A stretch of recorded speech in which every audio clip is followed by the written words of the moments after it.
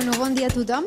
Soc Marta Bernat, consellera de Casa Batlló. Avui els hem convocat perquè presentem amb molta il·lusió el nou llibre de Casa Batlló, Llum i Color.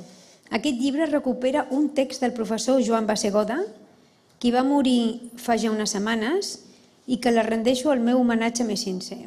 Bon dia a tothom. Moltes gràcies per la invitació. Bé, sempre és una satisfacció presentar un llibre sobre Gaudí, la visió d'en Bassegoda, la visió meva i la visió d'en Daniel, des del punt de vista com apareixen. Són tres visions complementàries, diferents. Jo m'he centrat bàsicament en l'aspecte arquitectònic perquè entenc això, com deia al començament del meu Parlament, i moltes vegades a Gaudí no se l'ha tractat com un arquitecte, perquè la concepció espaial de la Casa Calvet, que és una casa de l'Eixample, llevat del tema de l'escala que explota i se'n va més enllà, a arribar a la Casa Milà, que és un edifici modern, no és modernista, és que és modern. A mi m'agrada llançar preguntes i que després la gent pensi i animar-nos a veure si som capaços d'anar més enllà del tòpic i buscar el Gaudí profund i contradictori i humà, que hi era, segur que hi era i que moltes vegades ens l'han amagat. Com a editorial, per nosaltres és un plaer col·laborar amb aquest projecte.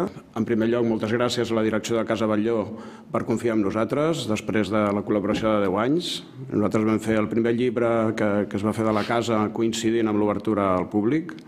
Recuperar totes aquestes fotografies de la casa que estan una mica desperdigades i juntament amb els plànols feien tot un cos que si un va consultar amb els llibres actualment editats és difícil de trobar amb un sol llibre. La llum i el color. Com raja la llum? Com baixa la llum d'aquest pati central que Gaudí enjunta dos patis típics de l'Eixample i els unifica? Com fa aquesta coberta gairebé Le Corbusieriana? Com fa aquest passadís de ronda que és ventilació al voltant del que eren els safaretjos, els mals endreços, renovació d'aire, ventilació, filtre, etc. Bé, s'ha treballat amb Triangle, que és l'editorial que en quant a fer llibres i en quant a tractament de la imatge jo crec que ha demostrat la seva excel·lència. Hi ha un llibre gran, un llibre típic d'un estudi de la cova, de l'aigua, de la grota, etc., del professor Lahuerta. N'hi ha un altre de petits, més d'abast, de qui va més de pressa, i hem fet primer el llibre del mig. Fixeu-vos, 1, 2, 3. És del mig amb quantitat d'informació, encara que en té molta més, és del mig en preu, ara jo no faré propaganda perquè no soc l'editor, i és del mig en la seva aportació.